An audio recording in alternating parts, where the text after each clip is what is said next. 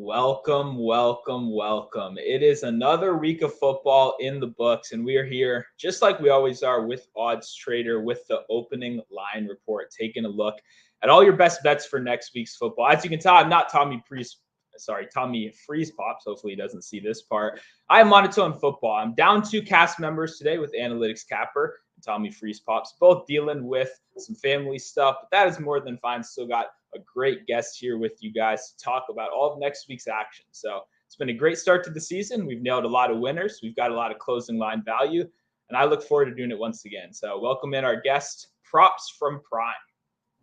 What's going on, Mono? Appreciate you bringing me in, backup quarterback like I'm Brock Purdy.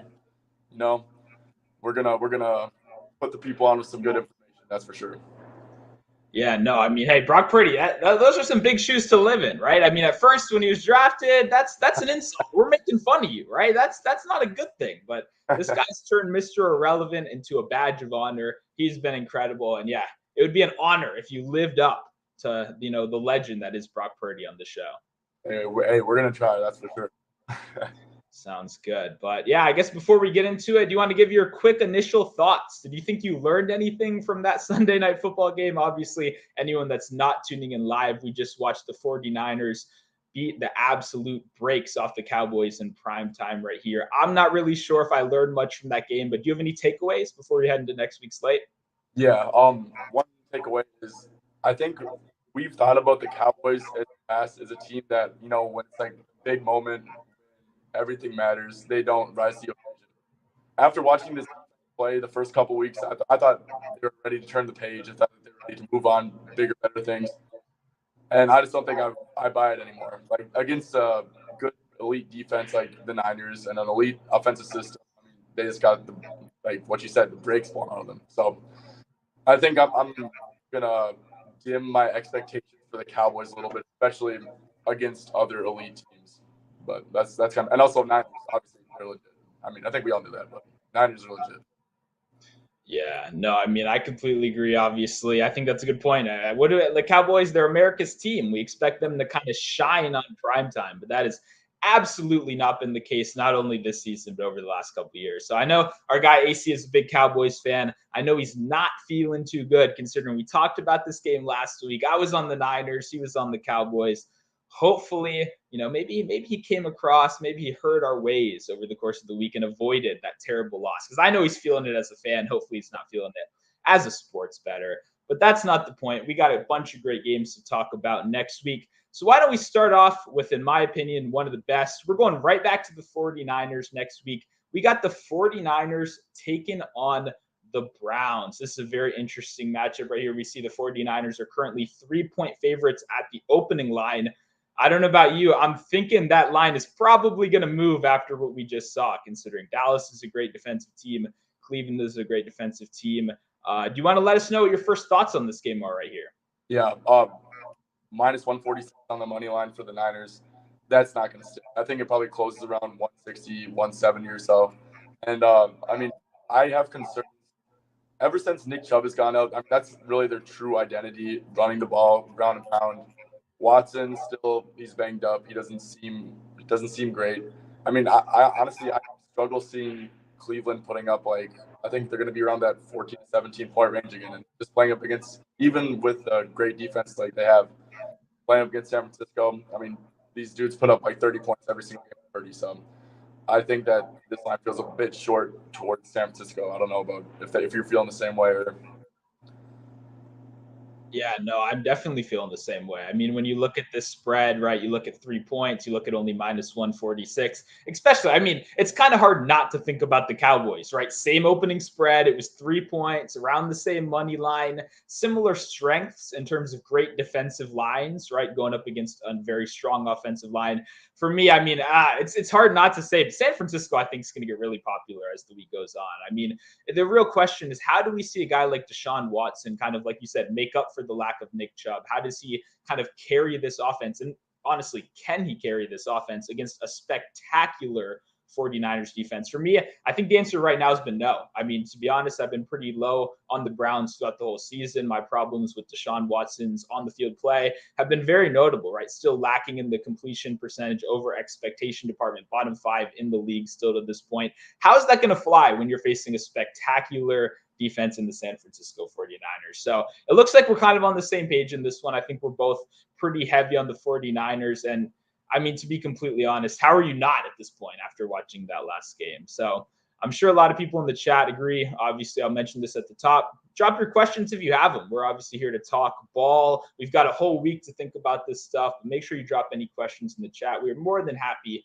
to talk about it. But yeah, it's common consensus right here, both of us on the 49ers. Move on to this next game right here. We're talking Seahawks Bengals. I wanted to talk about this one because obviously the Bengals are like the in-demand team. The whole world was on them this week. You know, they have to win. There's no way they lose. Backs against the wall. And guess what? Joe Burrow started to look a little bit like himself. Jamar Chase had that legendary game that we knew he had in him. What are your first thoughts on the spread right here? I think this spread is priced into the point where the books think that Burrow's performance today is sticky and that he's back. Personally, though, I don't think I'm completely ready to buy into that. So I know Seattle, Burrow at this point, if the Seahawks get pressure onto Burrow, that's really just how you make it. We saw Seattle get a ton of pressure, like 10, 11 sacks against Daniel Jones, but that's also Daniel Jones. So if I'm going to be completely honest with you, I think that this line is probably, maybe I'd lean a little bit towards it to Seattle, but it really is based off of how you feel. If you feel if Burrow's back, or if you feel if today was kind of just like a good performance. Yeah, this is one of those really interesting lines right here because it's one of those situations where you don't even like this could be -3 or it could be +3 on either side, right? So, in your opinion, do you think this could have been like -3 a week ago if we didn't see Burrow so bad? And how does that affect your thought process on a prop like this? Yeah.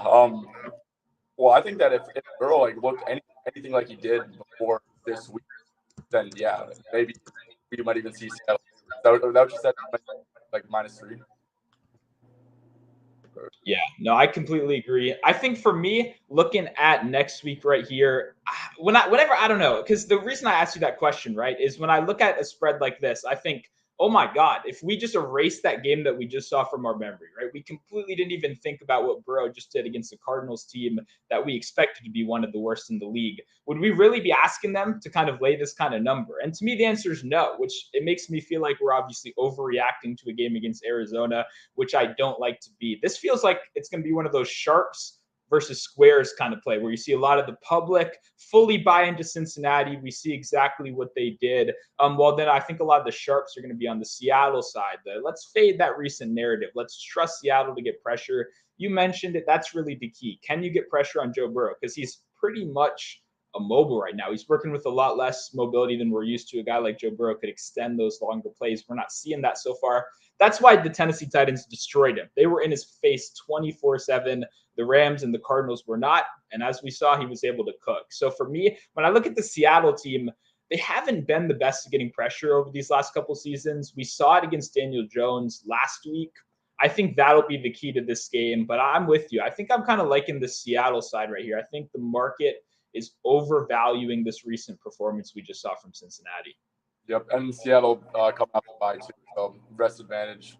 I'm guessing I didn't see any reports on Cincy and Burrow if he made it out pretty scot free out of this one. I'm assuming he did, or else I think we would have heard something about it. But nice rest advantage too for the Ducks. Yeah, no, I mean obviously I didn't even think of that. That's a great point right there. The bye week is huge. We know obviously the extended rest is always nice right there. So we're going to be moving into another game right here, a game that I 100% want to talk about. I think not only fantasy lovers are going to be into this one. We got Vikings Bears coming up this week. Justin Fields, is he a legend? Is he an MVP hopeful? Is he a loser? Is he going to the XFL? These are all things we've seen on Twitter over the last 2 weeks, right? It feels like we're changing our mind on this guy based on the current performance of the week. So how does he handle an absolutely terrible Minnesota defense, right, that we have no faith in. Does Justin Fields keep looking like the Justin Fields we've seen in back-to-back weeks, or does he look more like week one Justin Fields? I'm very curious to hear what you have to say about this divisional rivalry game right here. Yeah, first thing I gotta say. Bears teaser legs, I completely endorse it, even though it kind of sounds scary because you think about the Bears like, oh, like they can get blown out no matter what versus anyone. But I'm telling you, the Chargers, they're the exact same team. These teams, they cannot win by margin. They cannot lose. Well, they occasionally can lose by margin, but they definitely cannot win by margin. I do have my questions about Fields. A lot of those plays, I feel like, were DJ Moore. He kind of made the plays. I mean, it's been encouraging him, seeing him do good, but also the Denver can't stop anyone. Commanders' defense isn't great either. I know Flores, he likes to send a lot of pressure, send a lot of blitzes, but the Vikings really can't. Haven't been getting home even with all the blitzes.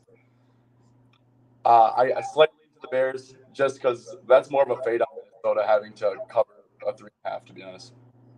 Yeah, I like that. I like that you mentioned that. There are these teams in the NFL that they always find themselves in these one-score games, right? And that's why we love Minnesota as a dog and we absolutely hate them as a favorite, right? Because they're going to play up to the good teams and then they're going to continue to play down to the bad teams. And if you think Chicago's a good team, if you think they're a bad team, I'm not going to sit here and argue with you. What I will tell you is no matter what you think about Justin Fields on the offense, I think we can all agree that that defense is still extremely lackluster. I think Kirk Cousins is going to be able to take advantage of it.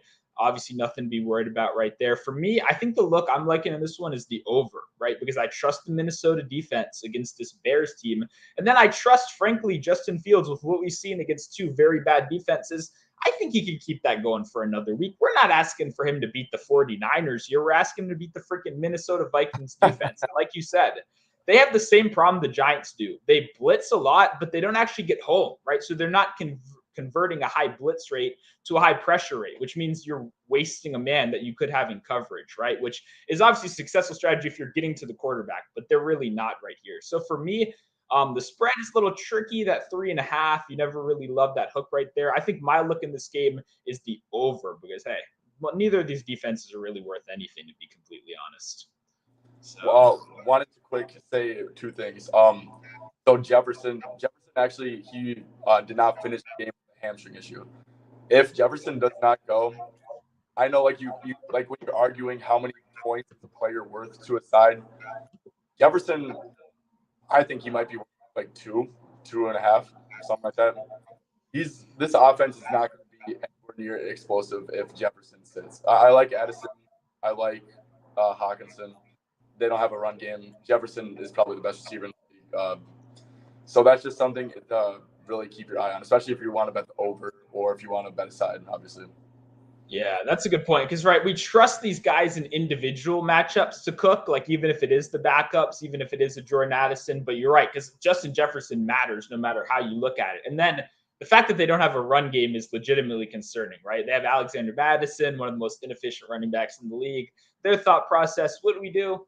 Let's go get another one of the most inefficient running backs in the league. Then we'll have two of them, right? So I don't know if that's a winning strategy right here, but that'll be a fun one. I think that's why I wanted to talk about it. No matter what, no matter you're a bettor, you're a casual fan, I think we're all going to enjoy that game because I think the Bears, if there's one thing they guarantee, they bring us a lot of madness so far this season. We've seen a lot of wacky stuff. So now that we talked about two lesser teams, we're going to go back to two good teams. And I know some people may not even necessarily label these two teams as good teams. But I think this is one of the more premier matchups of the week, even with the Cowboys getting blown out. We're talking about the Cowboys facing the Chargers next week.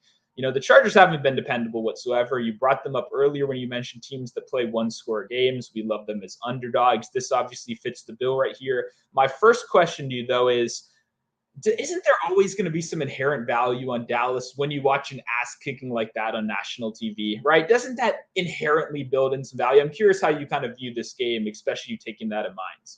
Yeah, I think Cowboys are built to beat a kind of incompetently coached, very flawed.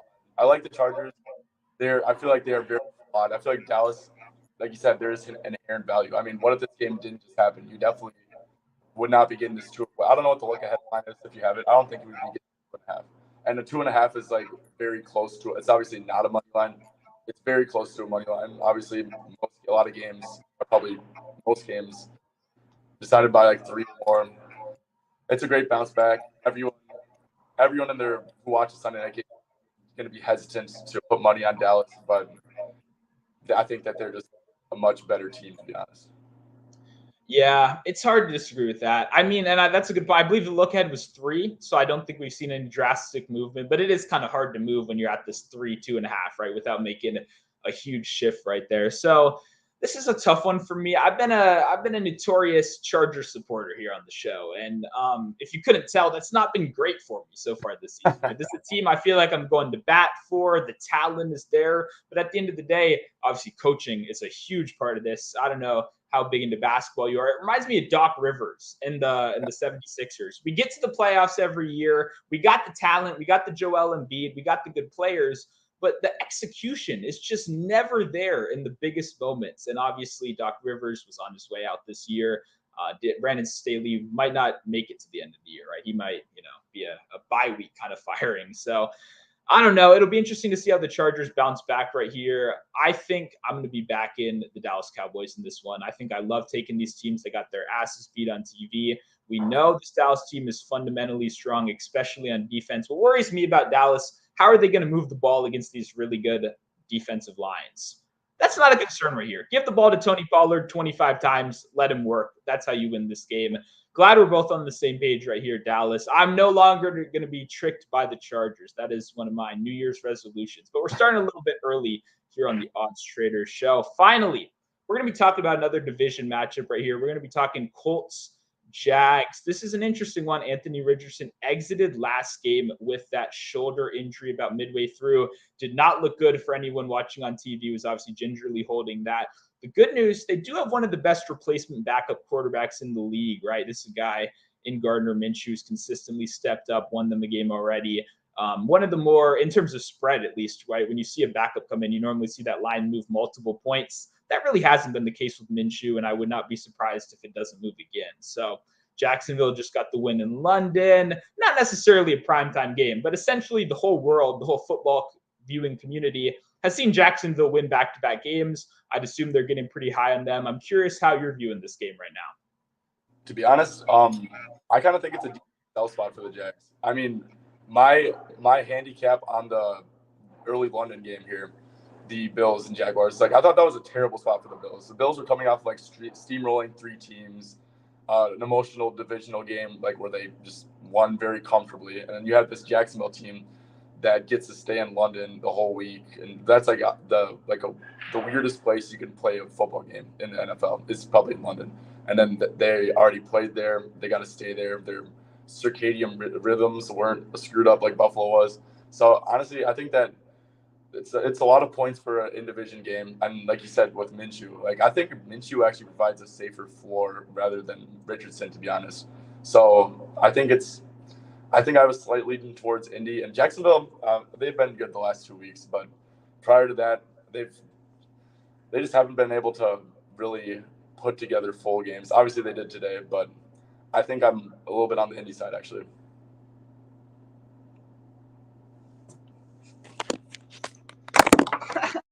Muted right now. My apologies right there. I was going to say, I came in here looking to argue. I came in here looking to fight, but we're on the same page. I feel like on a lot of these games, I'm with you. I think seeing Jacksonville win back-to-back games, especially, we got to remember, they beat the Bills. That was an impressive game. The Bills lost Matt Milano, who is really the centerpiece of that defensive scheme, a week after losing Tre'Davious White, who is another centerpiece of that defensive scheme. That is a rough spot in addition to all the travel stuff you mentioned as well. I still think the Bills are a super strong team, but those 2 losses are absolutely brutal to that defense. And to be honest, I've never been the highest on Jacksonville between most people, right? I think that defense still has plenty of weaknesses, and that offensive line is obviously very sketchy. What's one thing we know about this Indy team? Great defensive line. We know they're going to stop the run. DeForest Buckner in there. Franklin, one of the best tacklers in the league. This is one of those situations where I think it's a bad spot. And obviously a divisional dog at 4.5 points is something you're going to like no matter what.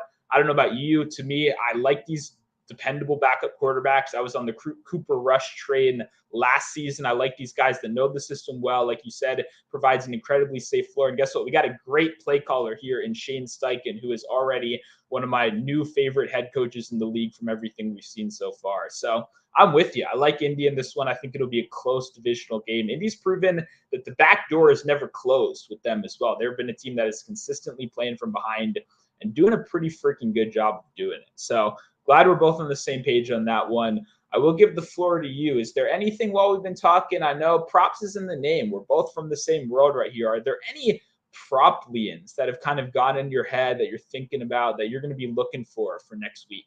Yeah. Let's go to the Dallas versus Charger game. So I think Austin Eckler, I think he was very close to being able to play. And like before, they kind of just wanted to be safe. So they're playing Vegas. They're big favorites. I think Eckler have to play a big role with Mike Williams out. I bet on Quentin Johnson the week before. And to be honest, he's a very, very raw prospect. Like, this offense is going to miss Mike Williams. Last year, when either Mike Williams or Keaton was out, Eckler would have these monster reception games. Kelly, he's been super unimpressive on the ground, and he's not the guy through the air. Dallas is going to put a lot of pressure on her. Could definitely make some enticing dump-offs. And I think that we're going to get like an injury discount line a little bit. And truthfully, though, coming off a bye and stuff, I think he'll be good to play a pretty good run play. No, I like that. And why don't we stay in the same game? Because I was going to bring up the running back on the other side. We touched on him earlier. I know you mentioned to me before the show that feels like every time you bet on Tony Pollard, you're seeing freaking Deuce Vaughn play these blowout minutes, right? But hopefully, we're assuming this is a pretty close game. To me, this is a smash spot for Tony Pollard. I mean, a lot of the time, the trouble is getting in the head of these coaches, right? What are they going to do? What's their game plan? Mike McCarthy, for the last 3 years, has been screaming from the top of his lungs, I just want to run the ball more. And now that it's finally his team, they got rid of their aggressive offensive coordinator, sent him over to LA, their opposing team in this matchup, which is a very interesting angle. In this one, I think it's going to be one of those games where they run the ball a lot. That's what they want to do. That's what they've done in game scripts where they've been, fortunate enough to do that. And for me, this profiles as a close game. This profiles as a time where Tony Pollard is going to touch the ball 20 times. And against the Chargers defense, that seems like a smash spot to me. So I'm not sure where they're going to open his rushing. I'm not sure where they're going to open his receiving. I could see myself playing them both combined. I could see both just rushing by itself. But either way, I think both running backs are in this game. I mean, Eckler injury stuff scares me a little just because he's coming back first game. But I think both running backs are in great spots for this matchup next week. Dude, you actually just sold me on it, because what you said should be a close game. It's gonna be a close game. They're playing the Chargers. Yeah. We're not gonna see Deuce really. We're gonna see a little bit of Dowdle, and he's coming off. So I've literally the last 2 weeks, and sometimes it's hard when players let you down. But I know if I didn't bet on him, it's setting up a good buy low too, coming off of some down games, and this is gonna be a close game. So I think I'm gonna be right there. I'm gonna be right there. Awesome. No, I like it. 2 running backs, 2 high-end running backs, hopefully buying a little bit low. Another one I want to bring up right here. We've seen Gardner Minshew. We just talked about him. What did we see in that game? Beyond the fact that he threw the ball a bunch, he was absolutely laser focused into his number one target over there in Michael Pittman. And for me, now that they're going to have another week of preparation with Gardner Minshew back under the helm as the number one, option in this team, I think he's going to be a number one target once again. I mean, this is a guy with Minshew, saw a crazy target share, over 30% first read target share and over 30% air yard share as well. He was all over the place. But what I like the most with a backup quarterback like Gardner Minshew, who's checking the ball down, is the low ADOT, right? The guy had a sub 6 ADOT in that week with him, 5.8. So he was finding him close to the line of scrimmage, getting him involved early and often. A divisional game, you're likely trailing. You're the underdogs in that matchup, going against a pretty, weakish defense, or at least a defense that struggles over the middle. I think for that reason, I'm definitely in on Michael Pittman, the wide receiver, number one for the Colts. Yeah, do you remember what his stat line was in that week 2 game? It was a ridiculous amount of receptions or something. But yeah, I think it was 9 or 10, but I just remember the targets were insane, and that's what you really love. Obviously, volume over everything. Okay, I got a sleeper for you. So for the Bears game, you're a Commanders fan, so I'm sure you're tuned into that TNF game, right? Well, Herbert is gone. I think he's definitely going to miss. I think they said he has a high ankle sprain, so he never played him. Roshan, I bet on Roshan, and of course he got concussed and left early. So another person who could be out. Someone who always impresses me, just passes the eye test as a pure runner, is Deontay Foreman. He's been healthy in the past couple of weeks, but I think he's going to come in and have a really good role. Like we've mentioned, the Chargers, Vikings, close game. Bears in a negative game strip can be a concern, but with the Vikings, it's going to be close, especially if Jefferson is hampered or doesn't go. We're definitely going to get a close game there. So I think Deontay Foreman, he just impresses me as a runner. When you're playing next to Fields, it's really easy to be efficient next to those super mobile quarterbacks. So I think he'll open up a very good line for next week, but should have a decent role. No, that's the name. I was trying to follow where you were going. I'm like, who's on that roster? And I finally hit. I was like, oh yeah, Deontay. Because you got to remember, this is a guy that he was essentially the first guy to disprove the Achilles kills your career trend, right? These guys were not coming back from Achilles injury. Deontay Foreman had the high draft capital. He had the talent. We knew this kid was good. But he's gone for 2 years with an Achilles. But like you mentioned, he was extremely efficient when he came back, which arguably one of the first kind of people to really do that, to make that change. So for me, Deontay Foreman's the guy we saw handle the RB1 workload in place of Derrick Henry last season. He's proven he could do it. And like you mentioned, having Justin Fields there should definitely open up those running lanes for him and provide some good opportunity. Sleeper pick, but I like it. I don't think the people expected at midnight Sunday to be talking about Deontay Foreman for next week. But hey, that's where the money's made a lot of the time, right? Sleeper guy. So we'll talk about one more each right here.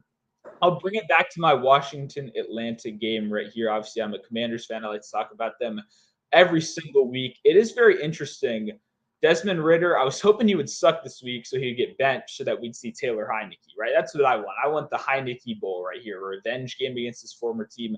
I wouldn't even be mad if my team lost. I love Taylor Heineke. Kid's an absolute baller out there. Plays with his heart on his sleeve. How can you hate the guy, right? I'm a big fan. But I don't think that's going to happen. Unfortunately, Desmond Ridder is going to start. So I'm going to be doing one of the ugliest plays that anyone could possibly be doing. I'm going to be betting Desmond Ridder over. I'm going to be going over on whatever his longest completion is next week. I talked about this multiple times on the show. If you're a longtime viewer of the OddsTrader show, you've been tuning in every week, that you know Washington is getting decimated by the deep ball. They've allowed every single opposing quarterback to have a 35-plus yard completion. Desmond Ridder's line will probably be 29.5 or 30.5. We've seen the tight ends play a little bit better. Kyle Pitts finally had a good week. We know Drake London can win downfield. We know Matt Collins can win downfield. To be honest, this is just a bet on Washington blowing a coverage. It's not even I wish it was any other quarterback than Desmond Ridder, right? I really do. I do not want to bet on this guy. I truly do not want to bet on this guy. But Washington drafted Emmanuel Forbes to play their cornerback position and have benched him for a guy named Danny Johnson, who has been on our practice squad, who I've seen play on the practice squad in real life, like for the last 4 years, right? This is a guy that is clearly a replacement level NFL player. This is a bad secondary. It's not a well-coached secondary. And even if it's Yak, even if it's a blown coverage, I think even the likes of Desmond Ridder is going to go over this number against my Commanders. Yeah, no, after seeing what Fields and DJ Moore did, I'm completely on board. And also, teams realize that Ridder sucks at passing, but they've really been keying into the run game. And Ridder actually had, I think Ridder threw for like 350 yards or something today. So even Arthur Smith maybe is adapting to throwing the ball a bit more. Yeah, I freaking hope so. I wouldn't bet money on it, though. This is a team that is going to be the lowest pass rate over expectation all year. But I'll kick it to you. Do you have any final looks, anything you want to get out before we head off of here? Yeah, let's head to Indy, Jacksonville. Colts cannot stop wide receiver ones. We've seen it over and over again. Ridley, he finally broke out, or not broke out. He was kind of slumping for a little bit. He had a great game today against Buffalo. I forgot who did the Colts. Like Puka had like 170. Calvin obviously in like week 1 went off. I think. I don't know. I know for a fact that Colts and wide receiver ones are a very good spot to attack. Another thing is, okay, I know Jonathan Taylor got severely out-touched, and I know Zach Moss actually looks good, but I mean Jonathan Taylor is getting paid $14 million now. If Jonathan Taylor comes out as a low line, like it's eventually he's gonna be the guy, and I expect it to happen sooner rather than later. Yeah, no, I agree with that. It'll be interesting to see all the guys that play like Zach Moss in DFS next week, and then they get pissed off when he carries the ball 4 times. Because, like you mentioned, money talks in the NFL. If there's one thing we've learned from betting over these last couple of years, no matter what the coaches want, money talks, and these guys get their way involved. And we know Jonathan Taylor touching the ball gives this team the best path to victory. But I agree. I think that's a great look. If there's one thing we know, this Colts defense is playing more zone than anyone else. Calvin Ridley's a guy you really trust to just find those little holes, get the ball quickly. I think Trevor Lawrence has a lot of success in this one. So definitely like that spot. We'll definitely be keeping a look out for it. I want to thank you for jumping on here. Obviously, I want to give you a second to shout out your Twitter page and anything you want to promote at the end right here. Yeah, so definitely my Twitter page at Props from Prime. But my big thing is I'm trying to grow my podcast. I know Monotone, this dude's super consistent. He's very dedicated at his craft, and I mean the results speak for itself. Like this dude pumping out content, getting a ton of viewers, providing you guys with winners, and I'm trying to do the same thing, to be honest. So that's why I was really happy when I saw that he needed someone to come on. I'm like, hell yeah, I'm gonna come on and try to improve my podcast game too. So appreciate you a lot for having me on. And my podcast is called In My Prime. It's mainly on Spotify, Apple Podcasts, but hopefully it'll be on YouTube soon too.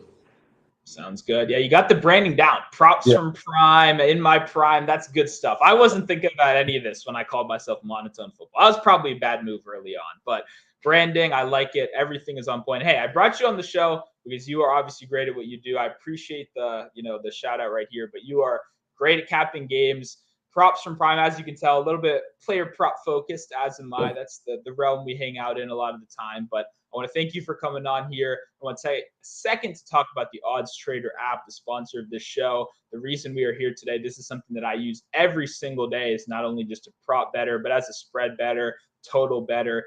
What's one thing you know? You got to get the best price no matter what you are betting, right? This is like consistently proving. If you're betting the worst line, if you're like, you know what, I'm only on FanDuel right now, no DraftKings for me. It's too much work. I don't want to sign up. You're going to consistently lose over time, right? Because these books are competing with each other. It's a business just like anything else. The goal of OddsTrader is always to highlight you with the best line, show you the line movement, and make you make more informed decisions. That's what we're doing here too, right? We're giving you guys information. You do whatever the hell you want with it, right? That is exactly what the OddsTrader app is. Odds, information, analysis, all that stuff. So it's been a little weird. I appreciate anyone sticking with us. I know you're used to seeing TommyFreezePops doing all the talking. You're used to seeing my guy Analytics Capper tell you how good the Cowboys are. But we had to mix things up a little bit this week. I had to tear down my Commanders fan flag because they've been disappointing me, if anyone was curious about that. So maybe the Commanders will re-earn the right to be back on the wall next week. The only way you can find out is by tuning into the opening line report after the Sunday night football game every week. I appreciate you guys for tuning in, and we'll see you again next week.